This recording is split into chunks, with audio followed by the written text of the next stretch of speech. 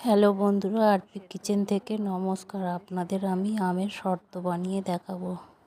কাঁচা আমের জেলি বানাবো, এই শর্ত বানাবো। এই দেখুন, আম সেদ্ধ হয়ে গেছে। এবার এটাকে তুলে নেব, নিয়ে ভালো করে হাতে করে চকুটে ওর শর্তটাকে বের করে নেব।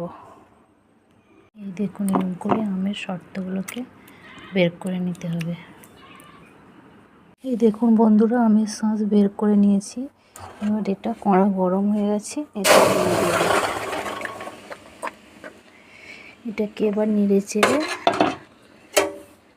ভালো করে শুকনো করব।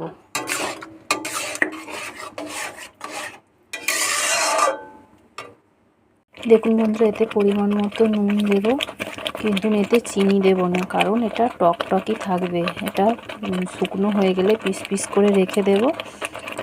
যখন ইচ্ছা চাইবে তখন চিনি দিয়ে ফুটিয়ে খেতে পারবো, চাটনির মতো। দেখুন, 3টে ডিশে তেল মাখিয়ে নিয়েছি, এতে পাতলা পাতলা করে ঢেলে নেব। এই দেখুন, এরকম 3টে ডিশে পাতলা পাতলা করে ঢেলে নিয়েছি। এটাকে 2-3 দিন পর পর রোদে দিয়ে শুকনো করতে হবে, তাহলেই টক টক আমের শর্ত রেডি।